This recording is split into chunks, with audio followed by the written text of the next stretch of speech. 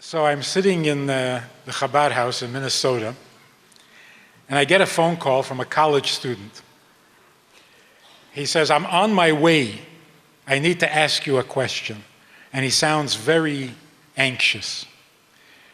He pulls up in front of the house, screeching to a stop, jumps out of the car, and in a panic, he says, Rabbi, am I going to hell? I said, I don't know. What have you been doing lately? He says, no, I'm serious. I said, why? Where is this question coming from?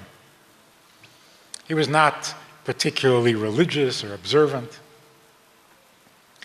He says, I have a roommate on campus who's an evangelist. And he's been telling him that if he doesn't convert, he's going to go to hell. So for a couple of months, he humored him. For a couple of months, he tried to ignore him. Now it's getting to him. And he wants to know, am I going to hell? I said, why did you have to come all the way from Minneapolis to St. Paul to ask me? There's a rabbi on campus. Why didn't you ask him? He says, I did. What did the rabbi say? The rabbi said, we don't believe in hell. So I said, you don't like that answer? He says, that's not an answer. If I end up in hell, what am I going to say? My rabbi doesn't believe in this? I don't want to know what you believe. I want to know if I'm going. Am I going or not?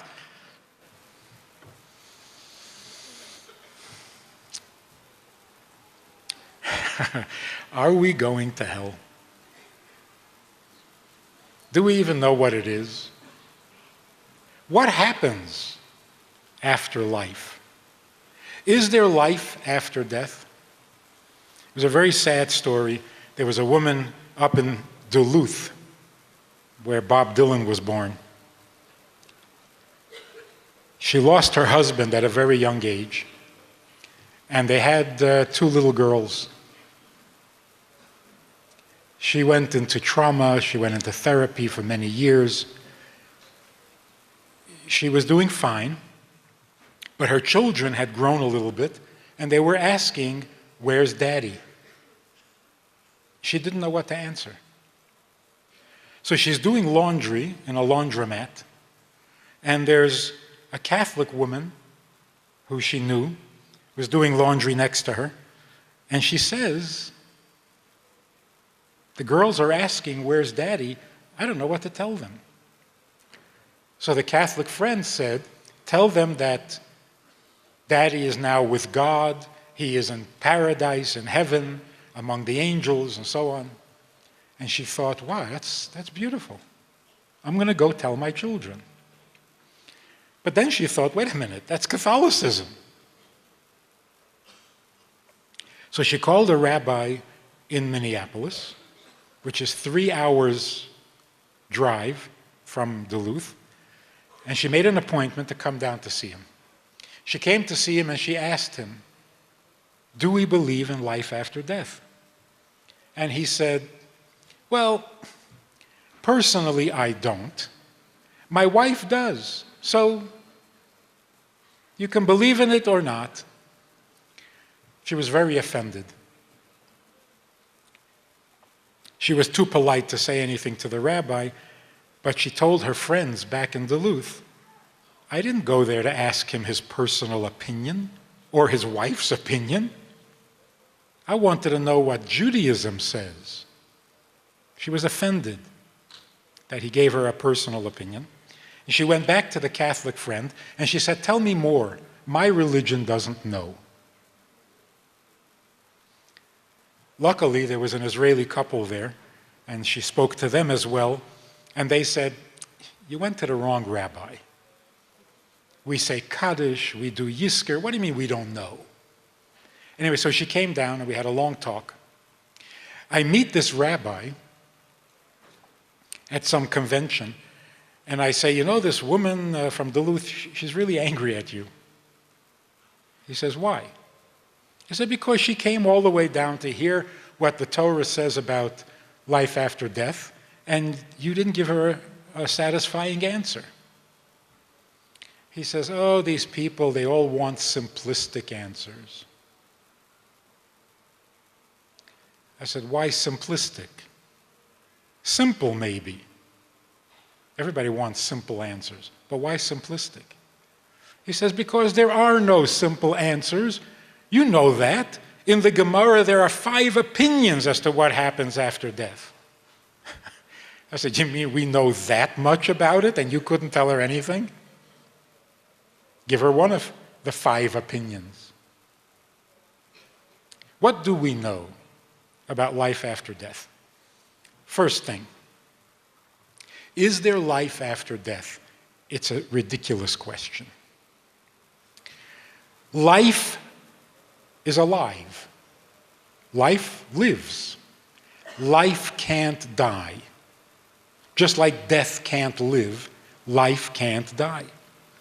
Living things live. So the question, is there life after death? It's a nonsense question. Is there death after life? Can a living thing die? That's a good question. And the answer is no. No, it can't. So what happens is this. The soul that is a living being enters the body, and the body borrows life from the soul. Because inherently the body is not a living thing, the soul is a living thing, and when they separate and go their own ways, what happens?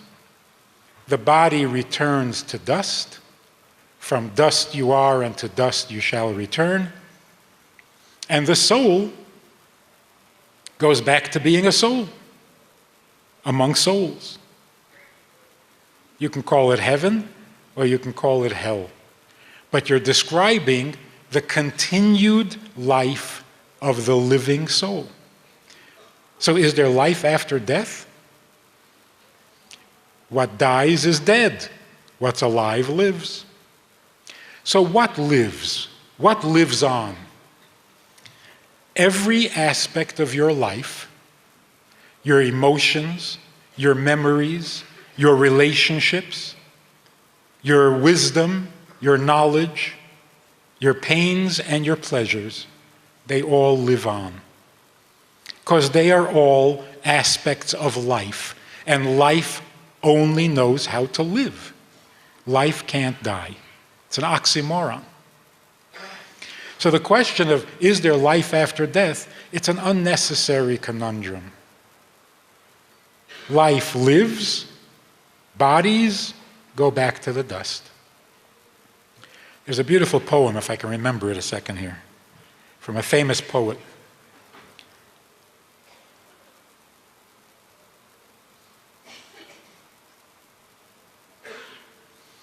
Life is true, life is real, and death is not its goal. From dust you are, and to dust returneth, was never said about the soul. So from dust you are, and to dust you return, that's the nature of the body. It is not a living thing, it goes back to being a mineral. The soul, on the other hand, always was alive and will always continue to live. So when we say Kaddish, when we say Yizkor, we are in relationship with a living being that is as real, if not more real, than a body. In fact, the reason most Jews will go to Yizkor and they don't go to any other tefillah, any other davening, is because the soul for whom they are saying Yizkor will not allow them to stay away. Whatever strings they have to pull up there, they'll do whatever it takes to get you to say Yizkor, because they need it. They need your Kaddish, they need your Yizkor, they need the tzedakah you give on their behalf. They're very much alive. Can't be otherwise. Life lives. We are told that in the future, after Mashiach comes, there will be the resurrection of the dead. What is Tchiyat HaMesim? It means the resurrection of the body. The soul does not need to be resurrected. The soul will return to its resurrected body. How do you resurrect a body? In case you're interested. You know how a movie can be played backwards? And the building that comes apart, brick by brick, comes back together brick by brick? A body disintegrates. Resurrection means restructuring that same body, putting all the parts back together. When that happens, the body is now created by God, just like the bodies of Adam and Chava in Gan Eden, and therefore those bodies will never die. Unless they eat from a tree they're not supposed to eat from, and then the whole thing happens all over again. But there isn't going to be a tree the next time around. So a resurrected body doesn't have any element of death to it. So it will live forever, and its soul will come back and enjoy the reward of the resurrection. The Gemara has an interesting description of this. There was a lame guy and a blind guy, and they wanted to steal some fruit from an orchard, but there was a wall around the orchard. So what they did, the blind guy took the lame guy on his shoulders. The lame guy directed the blind guy to where the fruits were, and he was able to reach and steal some of the fruit. When they were caught, the judge said, "Who do I punish? The lame guy or the blind guy?" And he decided that neither of them could have committed the crime alone. It was a combined effort. So he said, the only way to punish them properly, put the lame guy back on the blind guy's shoulders and punish them as a couple, as a pair. On the positive side, for every mitzvah you do, who gets the credit? Your soul or your body? The body without a soul can't do mitzvahs. A soul without a body can't do mitzvahs. So how is God going to reward you for having done mitzvahs? You can be rewarded only when you're back together again, like when you did the mitzvah. And so the resurrection simply means every soul that had been in a body and had fulfilled mitzvahs, and every soul fulfills mitzvahs, will have to come back into the body to receive its reward. What about the reward in heaven? That's just for the soul. It's not enough. So eventually, the souls in heaven will come back to their bodies on earth and receive their ultimate reward. But let's look a little bit about how this thing actually works. What is hell? A guy goes on a long journey to seek his fortune, because at home he's not making a living. So he sets sail to find some fortune elsewhere. He's shipwrecked on an island. He wakes up on the beach, and there are diamonds everywhere. He gathers them up and rushes into town and wants to buy something with these diamonds, and they laugh at him. They say, diamonds aren't worth anything here. They're all over the beach. Here, what we use for money is onions. They're scarce. So he settles into this new life, earns many onions, becomes very wealthy, multi-onionaire. And after many years, he thinks it's time to go home. He builds himself a ship, loads it up with all of his wealth, all his onions, and sets sail for home. Getting home took over a month. By the time he gets to the harbor, the onions are getting a little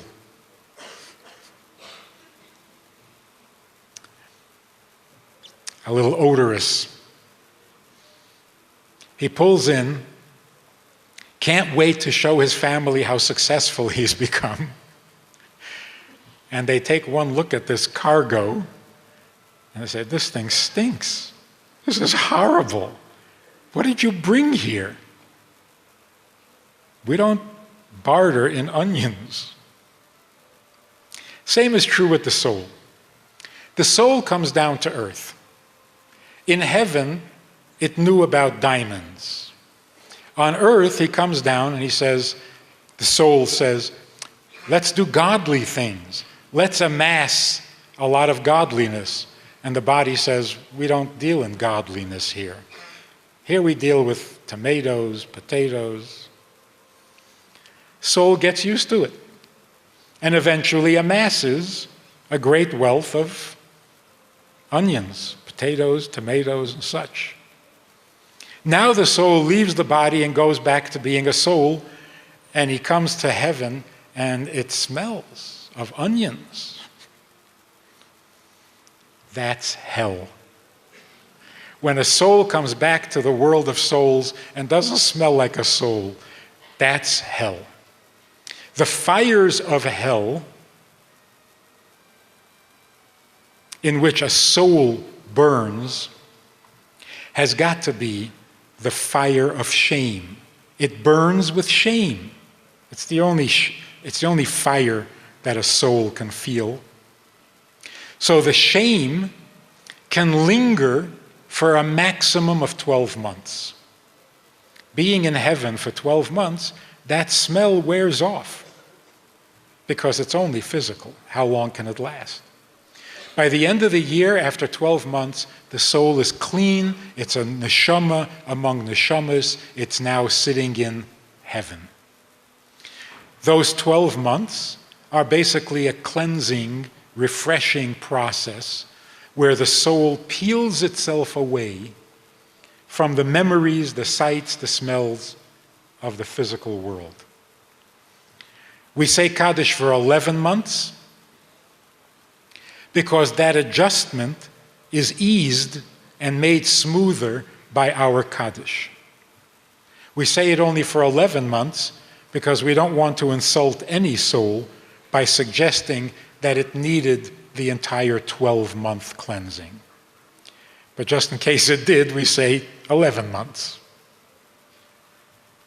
After that, the soul is at peace, comfortable in heaven. Now, some souls come back to heaven after 120 years, and it's as if they never left. That's called going straight to Gan Eden. The mourning period,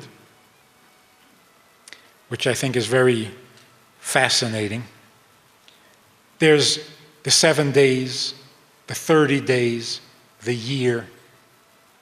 In the 7 days, the first 3 are more intense than the last 4. Why is all that? Mourning in Torah doesn't mean feeling sad. Grief in Torah doesn't mean being in pain. The Torah tells us what the soul of the departed is going through. And we, being empathetic with the departed, share its experience. When it's in great pain, we grieve intensely. When it's getting more comfortable, we grieve a little less. When it has become completely comfortable, then we stop grieving. Because grief is not about us.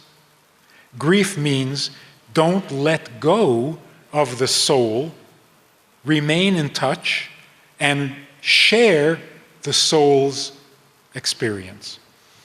So the Torah tells us the first 3 days after a soul leaves the body, that wrenching change is most intense. The next 4 days is a little easier. At the end of 7 days, it has settled in to its experience in heaven. And that's why you are obligated to get up and put an end to the Shiva. You know that famous joke about a guy who brings home a non-Jewish girl to his traditional mother, and he's very worried about her reaction. His girlfriend is an Indian. Her name is Running Deer. And he has to introduce her to his mother. He brings her home and he says, "Ma, this is the woman I'm going to marry. She is Running Deer." And to his surprise, his mother was very calm. She said, "Hi, glad to meet you. I'm Sitting Shiva."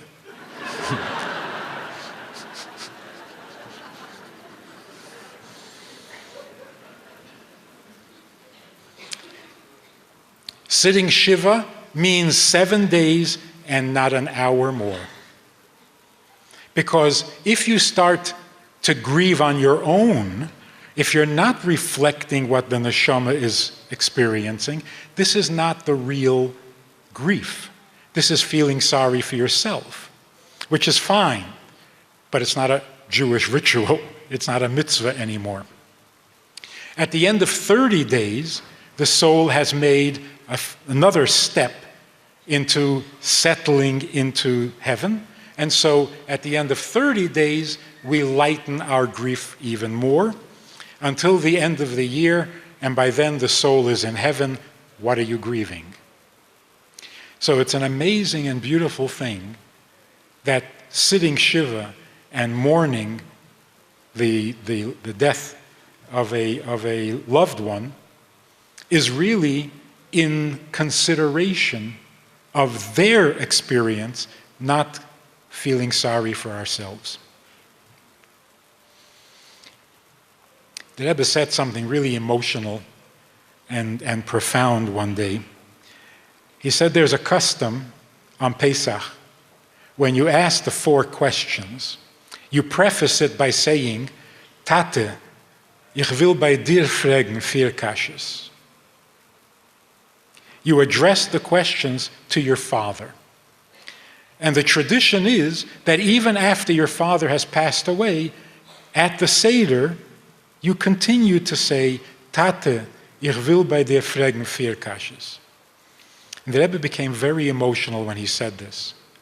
He said it's very painful for a soul in heaven to get back in touch with what's happening on earth. But when your child wants to ask you a question, then you will do everything to hear him and give him an answer. So this custom of addressing your father after he is in heaven means that it is worth whatever pain the soul has to experience to reconnect with earth in order to answer your child's question. The soul is very real.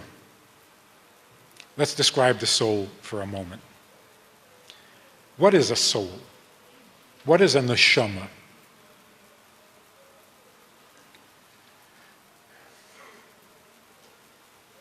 When God created the world, He created things that never existed. Let there be light, and there was light. It had never existed before. Let there be a firmament, a heaven. It had never existed before. The sun, the moon, the stars, the water, they're all new, never existed.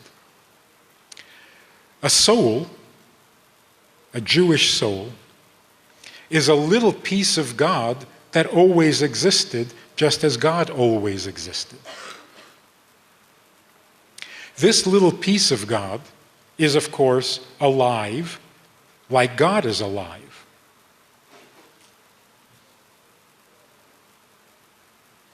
Maida ani lefanecha melech chai.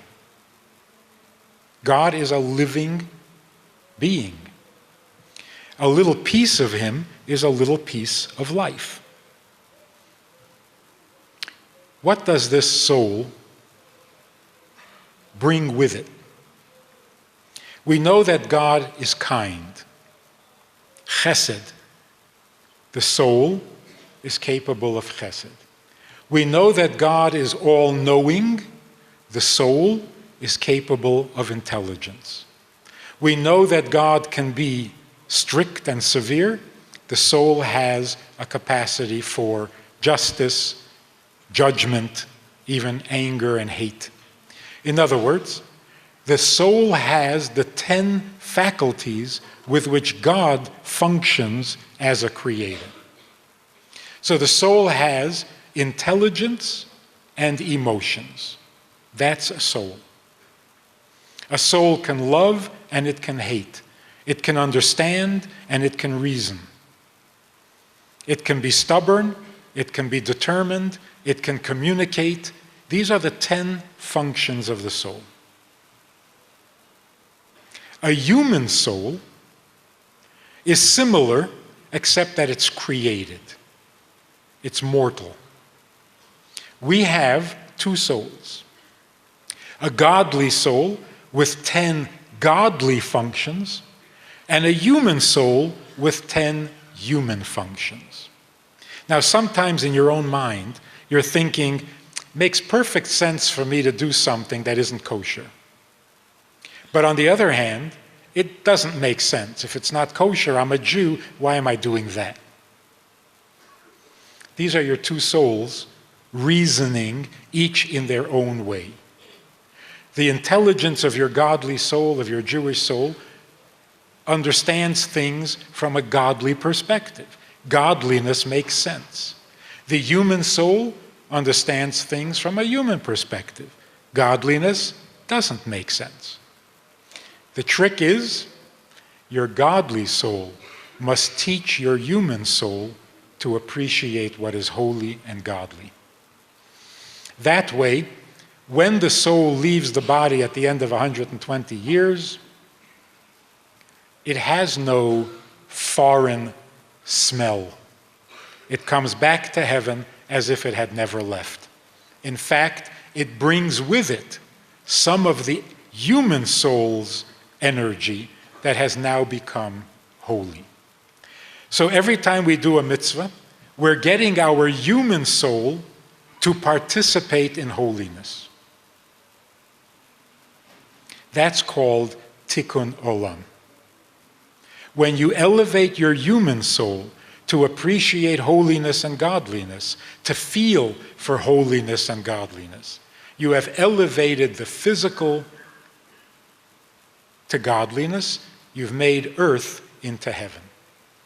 And that is the whole purpose for which the soul is willing to spend 120 years in a body on earth. Here's a beautiful analogy. A princess marries a peasant.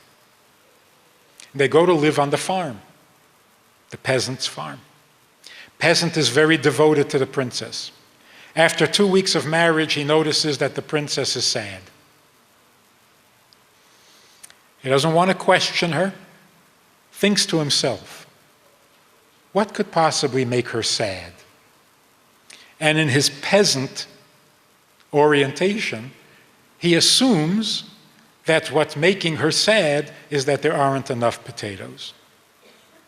So he works harder and he brings home more potatoes. She's not any happier. He realizes, silly me, she doesn't like potatoes. It's tomatoes that are lacking. She's sad because there aren't enough tomatoes. So he works really hard, he brings home more tomatoes. She's not happier. So he fixes something in the house, the leak, the road. She's getting sadder. Finally, he loses his patience and he confronts her. He says, what is wrong with you? I've given you everything a human being can possibly want. How can you not be happy? So she says, I was raised in the palace, In the palace, we had the greatest philosophers and teachers and thinkers who came and delivered lectures. It was a pleasure. We had the greatest orchestras, the greatest musicians would come and perform. We had the most exotic plants in the royal gardens. These are the things I miss. I'm a princess. And when I see you trying to make me happy by giving me potatoes, tomatoes, and such, it makes me even sadder, because I realize you have no idea what it takes to make a princess happy. That's the predicament of a godly soul in a body. The godly soul is a princess. The body is a very devoted husband, but it's a peasant. The body feels the soul's sadness. Sometimes we call it guilt, we call it conscience, we call it search for meaning, finding ourselves. Really what it is, the soul is unhappy and the body is trying to please the soul. But what does a body know? The body assumes that potatoes, tomatoes, and such will make the soul happy. And the soul becomes sadder. So what is the solution? When the princess marries the peasant, the father, the king, should send along with the princess little pieces of the palace. Some royal stuff, so that on the farm, the princess will feel somewhat at home. She'll feel like a princess. And that's what God does for us. When he sends the godly soul down to earth, he sends along with us pieces of heaven. The mitzvot, the Torah. When we do mitzvahs, we run a home according to Torah. We're importing, deporting, downporting stuff from heaven that keeps us in touch with who we really are. So that even living in the body on the farm, on earth, the soul can feel like a princess and can feel at home. That is the mystery of the soul's coming and going. That is the justification for putting a delicate, sensitive princess into a very indelicate and insensitive condition and place. But in the end, the soul will have proved itself. Every soul has a beneficial effect on its body. The body and the human soul become refined because there's a godly soul there.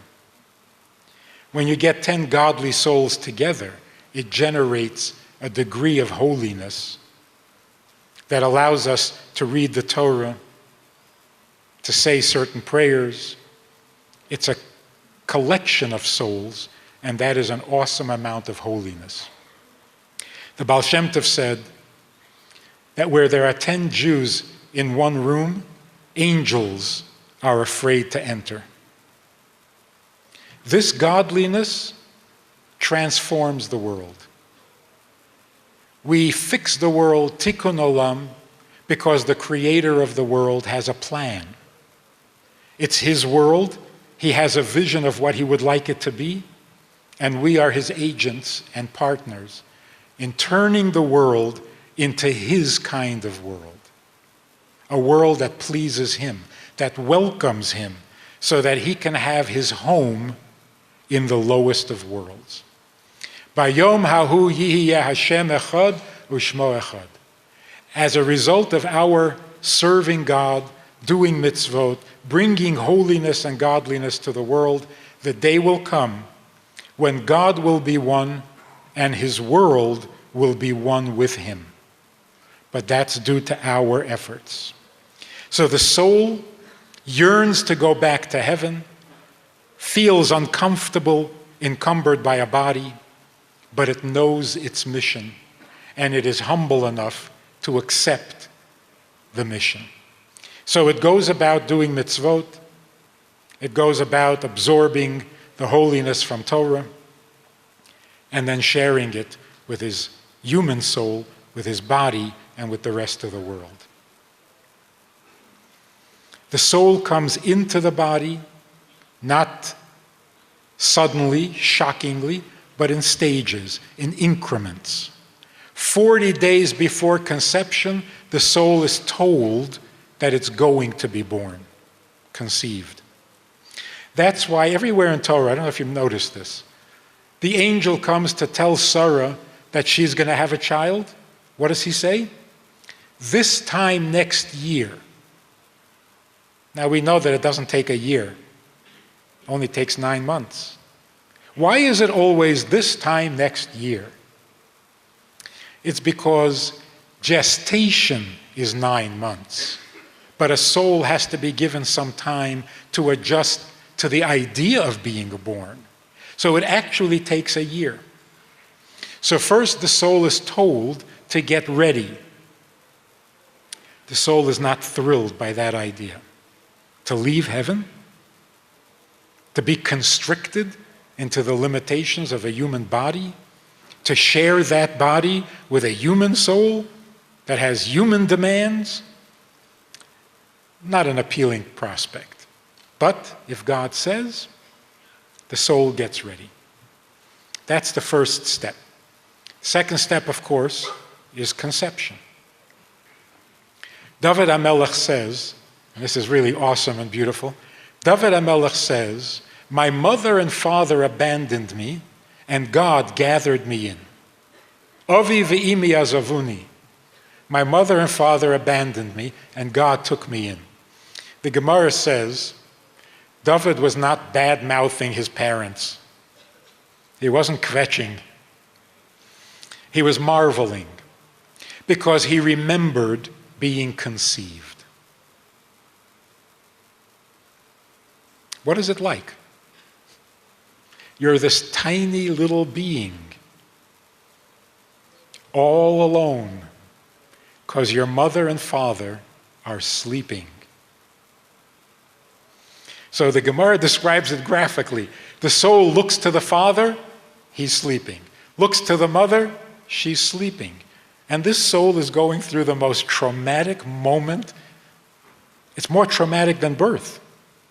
In birth, you just go a few inches from one place to another. This is going from 0 to 60. So this tiny little thing, I don't know what it's called before it's even a fetus, is looking around to see who's in charge, who's babysitting. And the parents are sleeping. So what reassures this conception? God's presence. He remembered being comforted by the fact that God was there when his mother and father were sleeping. In another place, in Tehillim, David says, even as I go in the valley of the shadow of death, I am not afraid, for you are with me. The Gemara says, what is this valley of the shadow of death, and why does he keep going there? Fine, you're not afraid because God is with you. Don't go there. Stay away from these places. And besides, why is David describing himself? And we have to read his experience? So the Gemara says, David is talking about every soul that was ever born. Every soul goes through the valley of the shadow of death, and that is the birth process. The valley is that blank space between life in the womb and life outside the womb. That's the valley.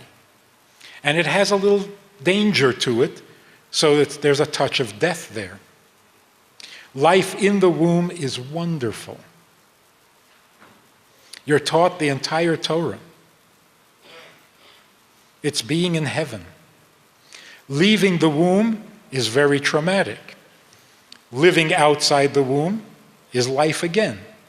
So David HaMelech said, how did I survive the trauma of birth? It is so traumatic that it erases your memory of 9 wonderful months.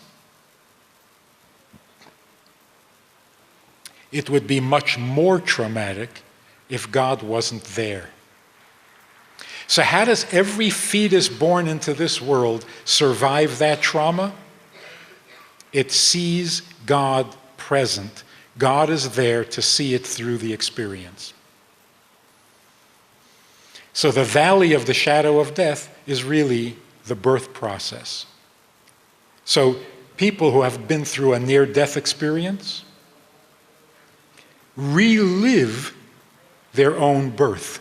It's a flashback. Every birth is a near-death experience. And what enables us to survive it?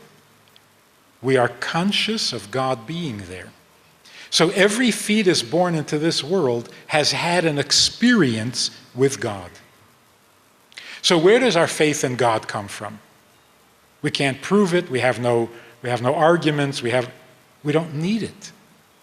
We remember God's presence when we needed him the most, at conception and at birth. So every near-death experience, anybody who's been through it, comes out the other end believing. Why is that? Because he's reliving and re-experiencing his own birth. You know, some experts say near-death experience is people seeing themselves in a dark tunnel. There's a light at the end of the tunnel. There's an angel there, all white, urging you to come into the light. You get the picture? You're being born. You're going through a dark tunnel, and there's this guy dressed in white, or pale green, urging you to come out because he doesn't want to get sued.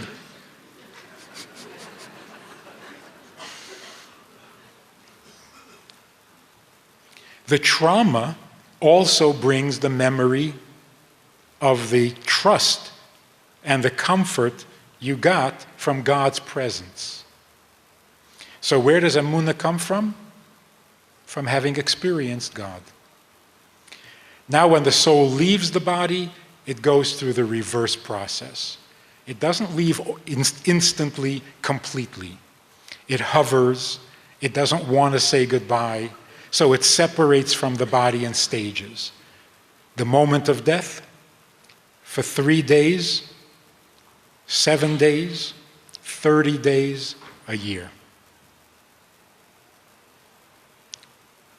The Torah tells us this so that our own existence is expanded greatly. We know what happens even though we can't see it. We can stay in touch even though we can't see it. So our horizons are much broader and much greater. And the world needs to know these things because it's a blessing to know these things. And we, as the Jewish people, have an obligation to be a light to the nations, to share with them the knowledge that comes only from Torah, because we know things that can't be seen. Make sense? We've run out of time. Thank you very much.